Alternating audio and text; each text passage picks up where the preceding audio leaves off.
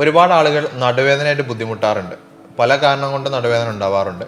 അപ്പം ആ വിഷയങ്ങളൊക്കെ ഇന്ന് ഡീറ്റെയിൽ ആയിട്ട് മാമിനോട് സംസാരിക്കാൻ വേണ്ടിയാണ് നമ്മൾ ഇന്ന് വന്നിരിക്കുന്നത്. നമുക്ക് ഈ നടുവേദന കാരണം ഈ യൂറിക് ആസിഡും ആ ഒരു നടുവേദന നമ്മളെ കാര്യമായിട്ട് ബാധിക്കുന്നുണ്ടോ? അതുപോലെ ഈ കിഡ്നി സ്റ്റോണ് അതൊക്കെ നമ്മളെ നടുവേദനയിലേക്ക് എത്തിക്കുന്നുണ്ടോ?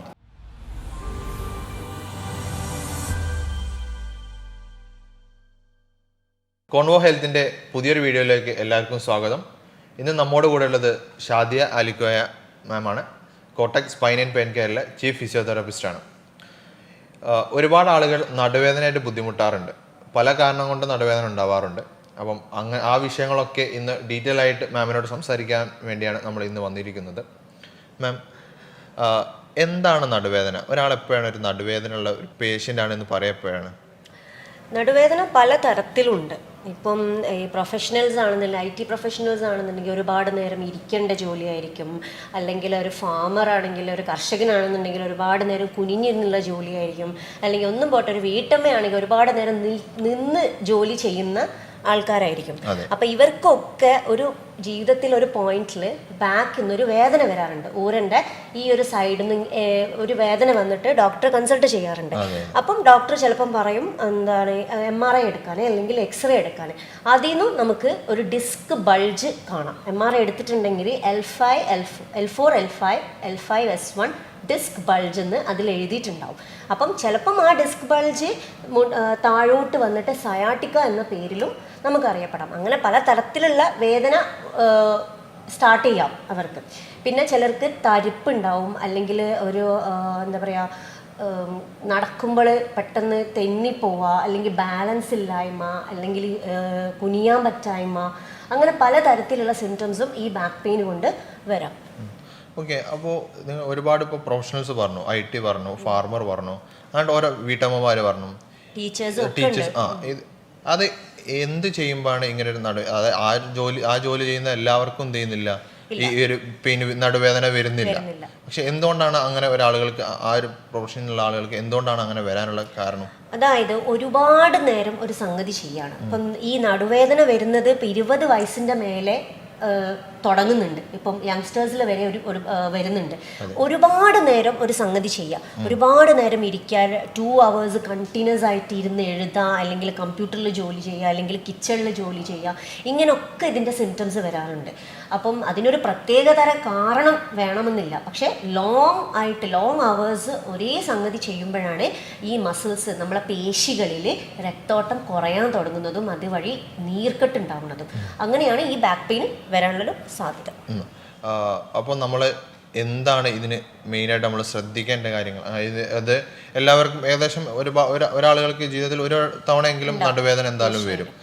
ആ ഒരു പെയിന് ലാസ്റ്റ് ചെയ്യാതെ അതിൽ വന്നു പോകാന്നുള്ളതല്ലാതെ സ്ഥിരമായിട്ടൊരു നടുവേദനയുടെ പേഷ്യൻ്റ് ആണ് എന്ന് പറയാതിരിക്കാൻ അത് നമ്മൾ ആദ്യം മുൻകരുതൽ എന്തൊക്കെയാണ് നമ്മൾ ചെയ്യേണ്ട കാര്യങ്ങൾ? അതായത് ഒരു വേദന വന്നു കഴിഞ്ഞാൽ ചിലപ്പം നമ്മൾ ഇപ്പോൾ ഈ പറഞ്ഞ പോലെ ഈ കാറ്റഗറിയിലുള്ള ഒരുപാട് പേര് അവർക്ക് വേദന വന്നിട്ടുണ്ടാവും. അപ്പോൾ എന്തെങ്കിലും ഒരു പ്രത്യേക സംഗതി ചെയ്യുമ്പോഴേക്കും അവർക്ക് വേദന വരാം. അപ്പോൾ കുറച്ച് നേരം ചിലർ ഈ അക്യൂട്ട് പെയിൻ എന്ന് പറയും. അക്യൂട്ട് പെയിൻ എന്ന് പറഞ്ഞു കഴിഞ്ഞാൽ പെട്ടെന്ന് ഉണ്ടാകുന്ന ഒരു വേദന, പെട്ടെന്ന് കാലിൻ്റെ ബാക്കിലൂടെ ഒരു ഷൂട്ടിംഗ് പെയിൻ വരാം, അല്ലെങ്കിൽ ഈ കുത്തുന്ന പോലത്തെ ഒരു അനുഭവം വരാം, അല്ലെങ്കിൽ ഇങ്ങനെ നടു വളഞ്ഞിട്ട് സ്റ്റക്കാവുക എന്ന് വെച്ചാൽ കുറേ നേരത്തേക്ക് നിവരാൻ പറ്റായ്മ, അങ്ങനെയൊക്കെ സാഹചര്യങ്ങൾ വരും. അതാണ് അക്യൂട്ട് ഓൺസെറ്റ് എന്ന് പറയുന്നത്. അത് ഫ്രഷ് ഡിസ്ക് ബൾജ് ഉള്ള ആൾക്കാരിലാണ് അത് വരാം. അത് ഭേദപ്പെടുത്താവുന്നതാണ്. കാരണം 1-2 ആഴ്ചൻ്റെ ഉള്ളിൽ നിങ്ങൾ ഡോക്ടറെ കണ്ടു കഴിഞ്ഞാൽ അതിനുള്ള ഉപായങ്ങളുണ്ട്. പക്ഷേ ആൾക്കാർ ചെയ്യുന്നതെന്ന് വെച്ചാൽ ഇങ്ങനെ വേദന വന്നു കഴിഞ്ഞാൽ കുറച്ച് നേരം അവർ കിടന്നു കഴിഞ്ഞാലോ അല്ലെങ്കിൽ ഇരുന്ന് കഴിഞ്ഞാലോ അതങ്ങോട്ട് മാറിപ്പോവും. പിന്നെ അവരതിനെക്കുറിച്ച് ബോധേഡല്ല. അപ്പം അതുകൊണ്ടാണ് ഇതിങ്ങനെ, പിന്നെ അത് വീണ്ടും വരാൻ തുടങ്ങും. ഒരു ഇൻ്റർവെൽ, ഒരു 3 മാസത്തിൻ്റെ ശേഷം ഇതേ പ്രൊസീജിയർ ചിലപ്പോൾ റിപ്പീറ്റ് ചെയ്യും. അപ്പോഴാണ് ആൾക്കാർക്ക് ഡോക്ടറെ കാണണം എന്നുള്ളൊരു ബോധം വരാം. അപ്പം അങ്ങനെ ആവാണ്ടിരിക്കുക. അപ്പം എന്തെങ്കിലും ഒരു ബുദ്ധിമുട്ട് ബാക്കിലാണെങ്കിലോ എവിടെ പ്രശ്നങ്ങൾ, വേദന എന്നുള്ളൊരു സംഗതി നിങ്ങളുടെ ബോഡിയിൽ വന്നിട്ടുണ്ടെങ്കിൽ ആ വേദന പറയുന്നത് എന്താണെന്ന് വെച്ചാൽ നിങ്ങളുടെ ബോഡിയിൽ എന്തോ ഒരു സംഗതി വീക്കാണ്. അത് നിങ്ങൾ കൊണ്ട് കാണിക്കാം. ഡോക്ടറായിട്ടോ ഫിസിയോതെറാപ്പിസ്റ്റിനാണെങ്കിലും നിങ്ങൾ കൊണ്ട് കാണിക്കാം. ഇത് ഒരു പെയിൻ വന്നാൽ നമ്മൾ ഈ രൂപത്തിൽ നമുക്ക് മാനേജ് ചെയ്യാൻ പറ്റും. പക്ഷെ നമ്മൾ ഈ ഒരു പെയിന് വരാതിരിക്കാൻ നമുക്ക്, കാരണം ഈ ഇപ്പം IT പ്രൊഫഷണൽ ആണെങ്കിൽ അവരുടെ ജോലി അവർക്ക് ഉപേക്ഷിക്കാൻ പറ്റില്ല. ഫാമർ ആണെങ്കിൽ അത് പറ്റില്ല, വീട്ടമ്മയാണെങ്കിൽ അവർക്കൊന്നും അവരെ ജോലികളോ അല്ലെങ്കിൽ അവർ ചെയ്യുന്ന കാര്യങ്ങളോ ഒഴിവാക്കുക എന്നുള്ളത് പോസിബിൾ അല്ലാത്തൊരു കാര്യമാണ്.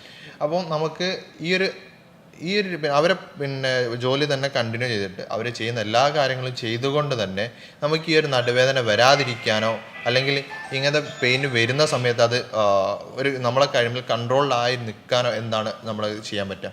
അതിനൊരൊറ്റ ഉപായമുള്ളൂ എക്സസൈസ്. എന്നുവെച്ചാൽ ഒരു 20-25 വയസ്സ് മുതൽ തന്നെ മൈൽഡായിട്ടുള്ള എക്സസൈസ് ചെയ്ത് തുടങ്ങാം. വലിയ ഓടാനോ ചാടാനോ ജിമ്മിൽ പോകാനോ ഒന്നുമല്ല, മൈൽഡായിട്ടുള്ള. കാരണം എന്താണെന്ന് വെച്ചാൽ ഒരു പ്രായം ഏറും തോറും ശരീരത്തിൻ്റെ ക്ഷമത കുറഞ്ഞു വരും. പേശികളിലെ ഹോർമോൺ ആണെങ്കിലും അല്ലെങ്കിൽ രക്തോട്ടത്തിൻ്റെ ത്രസിപ്പാണെങ്കിലും അതൊക്കെ കുറഞ്ഞു വരാൻ തുടങ്ങും. പക്ഷെ അത് മെയിൻറ്റെയിൻ ചെയ്യണം എന്നുണ്ടെങ്കിൽ നമ്മൾ എക്സസൈസ് ചെയ്യണം. ഇപ്പം നമുക്ക് ജീവിക്കണമെങ്കിൽ നമ്മൾ ഫുഡ് കഴിക്കണ്ടേ, അതേപോലെ തന്നെയാണ് നമ്മളെ പേശികൾക്കും നമ്മൾ എന്തെങ്കിലും ഒന്ന് കൊടുക്കണം. അത് ഫുഡിൽ, ഇപ്പോഴത്തെ ഫുഡിൽ ഇപ്പോൾ പ്രത്യേകിച്ച് പ്രോട്ടീൻ ആണെങ്കിലും വൈറ്റമിൻസ് ആണെങ്കിലും ഒക്കെ കുറവാണ്. അപ്പോൾ ഈ വ്യായാമം എന്നുള്ളത് ജീവിതത്തിലൊരു ഒഴിച്ചുകൂടാനാവാത്ത ഒരു ഘടകമാണ്. അപ്പോൾ ഈ എക്സസൈസ് ചെയ്ത് കഴിഞ്ഞാൽ തന്നെ ഒട്ടുമിക്ക ജീവിതശൈലി രോഗങ്ങളും നമുക്ക് ഒഴിവാക്കാം. നമുക്ക് ബൈപ്പാസ് ചെയ്തിട്ട് നമുക്ക് അത് ഇല്ലാണ്ടിരിക്കാന്നുള്ള ഒരു ഇതാണ് ഇപ്പം ഉള്ളത്. ഓക്കെ, നടുവേദനയുടെ എക്സസൈസിനെ കുറിച്ച് പറയുമ്പോഴാണ് ഇതിൻ്റെ ചെയ്യേണ്ട എക്സസൈസുകൾ എങ്ങനെ ചെയ്യണം എന്നുള്ളത് മാം എന്ത് ചെയ്തിട്ടുണ്ട്, ഡീറ്റെയിൽ ആയിട്ട് മറ്റൊരു വീഡിയോയിൽ പറഞ്ഞിട്ടുണ്ട്. അതിൻ്റെ ലിങ്ക് താഴെ ഡിസ്ക്രിപ്ഷനിലും നിങ്ങൾ മുകളിൽ ക്ലിക്ക് ചെയ്താലും കിട്ടുന്നതാണ്. പക്ഷെ എന്നാലും ഈ എക്സസൈസ് എല്ലാവരും ചെയ്യേണ്ടതാണോ, അതിനെക്കുറിച്ച് എങ്ങനെയാണ്, എല്ലാവരും ചെയ്യാൻ പറ്റുന്നതാണോ, പിന്നെ ചെയ്താൽ വേറെ എന്തെങ്കിലും പ്രശ്നങ്ങളുണ്ടോ, അതിനെക്കുറിച്ചൊന്ന് പറയാൻ പറ്റുമോ? ബേസിക് ആയിട്ടുള്ള കുറച്ച് എക്സസൈസ് ഉണ്ട്. അത് ഞങ്ങൾ കോട്ടക്സിൻ്റെ വീഡിയോയിൽ ഞാൻ പറഞ്ഞിട്ടുണ്ട്. അതെല്ലാവർക്കും ചെയ്യാം. അതിനിപ്പം വേദന ഇല്ലാത്തവർക്ക് കൂടി അത് ചെയ്യാവുന്നതാണ്. അതൊന്നുമില്ല, പേശികളിലേക്ക് നമ്മൾ കൂടുതൽ രക്തോട്ടം എത്തിക്കുക മാത്രമുള്ള ഒരു ലക്ഷ്യമാണ് ആ ഒരു എക്സസൈസിനുള്ളത്. അത് നമ്മൾ ജനറലായിട്ട് എല്ലാവരും ചെയ്യണം. പിന്നെ കൂടുതൽ വഷളായവർക്ക് എന്ന് വെച്ചാൽ കൂടുതൽ വേദന അധികമായി 10-12 വർഷമായി ഈ ഉരവേദനയും വെച്ച് നടക്കുന്നത്, അത് കാലിലേക്ക് ഇറങ്ങി പിന്നെ ഉപ്പൂറ്റിയിലേക്ക് ഇറങ്ങി, അങ്ങനെയുള്ളവർക്ക് പിന്നെ പ്രത്യേക തരം തിരിച്ചിട്ടുള്ള എക്സസൈസസ് വേറെയും ഉണ്ട്. പക്ഷെ ബേസിക് ആയിട്ടുള്ള എക്സസൈസ് നിങ്ങൾ നിർബന്ധമായിട്ടും ചെയ്യണം, അത് ആരാണെങ്കിലും. ഓക്കെ, പിന്നെ നമ്മൾ ഈ എക്സസൈസിൻ്റെ വിഷയങ്ങളോ പറഞ്ഞു. ഇതിലിപ്പം ന്യൂട്രീഷൻ്റെ പിന്നെ കുറവാന്ന് പറഞ്ഞു. ഇപ്പം അതിനൊരു ഈ ന്യൂട്രീഷൻസും കാര്യങ്ങളൊക്കെ ഒരു ഫുഡ് തന്നെ പറയാം. ഈ ഫുഡും കാര്യങ്ങളൊക്കെ നമുക്കിപ്പോൾ ബാക്ക് പെയിനെ അത്രയും എഫക്റ്റ് ചെയ്യുന്നുണ്ടോ? സാധാരണഗതിയിൽ ഫുഡും വേദനയുമായിട്ട് പ്രത്യേകിച്ചൊരു ബന്ധമില്ല. പക്ഷേ ഡോക്ടേഴ്സ് പറയുന്ന പോലെ കൂടുതലായിട്ട് എന്തുണ്ടെങ്കിലും അത് പ്രശ്നമാണ്. എന്ന് വെച്ചാൽ കൂടുതലായിട്ട് നമ്മൾ കുഴപ്പം ഇൻടേക്ക് ചെയ്യുക, പിന്നെ കൊളസ്ട്രോൾ ലെവൽ കൂടുക, ചീത്ത കൊളസ്ട്രോൾ അധികമാവാം നല്ല കൊളസ്ട്രോളിനേക്കാളും, അങ്ങനെയൊക്കെ വരുമ്പോൾ ബ്ലഡിൽ വ്യത്യാസം വരും. അപ്പം ഇതൊക്കെ പേശിനെ ബാധിക്കുക ചെയ്യുന്നത്. അപ്പം അത് മാത്രമല്ല, നമ്മൾ ഫുഡ് ഇത്രയും കഴിക്കുന്നുണ്ട്, പുറമെ വ്യായാമം ഇല്ല എന്നുണ്ടെങ്കിൽ അത് നന്നായി നമ്മളെ ശരീരത്തിനെ ബാധിക്കും. പക്ഷെ നിങ്ങൾ ഇത്രയും ഫുഡ് കഴിക്കുന്നുള്ളൂ, ഒഴിച്ചുകൂടാൻ പറ്റാത്ത ഫുഡ് ഇൻടേക്കാണ്, ഇന്നാൾക്ക് ഇന്നത് കഴിക്കാതെ ഇരുന്നൂടാ, അത് കഴിച്ചിട്ടില്ലെങ്കിൽ ഭയങ്കര ബുദ്ധിമുട്ടാണ് എന്നുണ്ടെങ്കിൽ അവർ അത്രയും വ്യായാമം ചെയ്തോട്ടെ. അപ്പം അതൊക്കെ വിയർപ്പ് വഴി അത് വേപ്പറൈസ്ഡ് ആയിട്ട് പോകും. അപ്പോൾ ബാലൻസ് ആവും. അപ്പോൾ ലൈഫിൽ എന്തായാലും ഒരു ബാലൻസ് വേണം. ഫുഡിനാണെങ്കിലും വ്യായാമത്തിലാണെങ്കിലും ഒരു ബാലൻസ് എപ്പോഴും നല്ലതാണ്. അതെ, അപ്പോൾ നമ്മൾ ഫുഡ് ആണെങ്കിലും എക്സസൈസ് ആണെങ്കിലും ഒരു നോർമൽ രീതിയിൽ മിതമായ രീതിയിൽ പോയാൽ മതി, ഓവറായിട്ടൊന്നും വേണ്ട. അതെ അതെ. അപ്പം നമുക്ക് ഈ ഫുഡും ഡയറക്റ്റ് ആയിട്ട് ഒരു കാരണം അല്ലെങ്കിൽ പോലും ഇൻഡയറക്ട്ലി എന്താണ് പെയിനിന് ഒരു നടുവേദന മാത്രമല്ല മുട്ടുവേദന എല്ലാത്തിനും ഒരു കാരണങ്ങളാണ്. അപ്പം നമ്മളെ ഭക്ഷണങ്ങൾ എന്തെങ്കിലും പ്രത്യേകമായിട്ട് നമ്മളെ അങ്ങനെ എന്തെങ്കിലും സ്പെസിഫൈ ചെയ്യാനുണ്ടോ? ഇല്ല, പ്രത്യേകമായിട്ട് ഇന്നത് കഴിച്ചാൽ വേദന കുറയും അങ്ങനെ ഒന്നുമില്ല. നിങ്ങൾക്ക് എന്ത് വേണമെങ്കിലും കഴിക്കാം, പക്ഷെ എപ്പോഴും ഒരു ഷെഡ്യൂൾ വെക്കാം. എപ്പോഴും ഞാൻ എൻ്റെ പേഷ്യൻസിനെ റെക്കമെൻഡ് ചെയ്യുന്നത് വെച്ചാൽ 5 നേരമാക്കിയിട്ട് ഭക്ഷണം കഴിക്കാം എന്ന് വെച്ചാൽ, പക്ഷെ കൃത്യസമയത്ത്. ഈ വിശക്കാൻ പാടില്ല. വിശന്ന് കഴിഞ്ഞാൽ നമ്മളെ എന്താ പറയുക, ബോഡിയിലത്തെ ക്രമങ്ങളൊക്കെ തെറ്റും. അപ്പം നിങ്ങളിപ്പോൾ ഒരു ദിവസം 8 മണിക്കാണ് ബ്രേക്ക്ഫാസ്റ്റ് കഴിക്കുന്നുണ്ടെങ്കിൽ എല്ലാ ദിവസവും നിങ്ങൾ 8 മണിക്ക് ബ്രേക്ക്ഫാസ്റ്റ് കഴിക്കണം. അപ്പം നമുക്ക് കുറച്ച് ഈ 5 നേരമാക്കുമ്പോൾ കുറച്ച് നമുക്ക് ഫുഡ് ഇൻടേക്ക് ഉണ്ടാവും. വിശക്കുകയുമില്ല, മസിൽസിനും ശരീരത്തിനും പാകമായിട്ടുള്ള ഫുഡ് കിട്ടുകയും ചെയ്യും.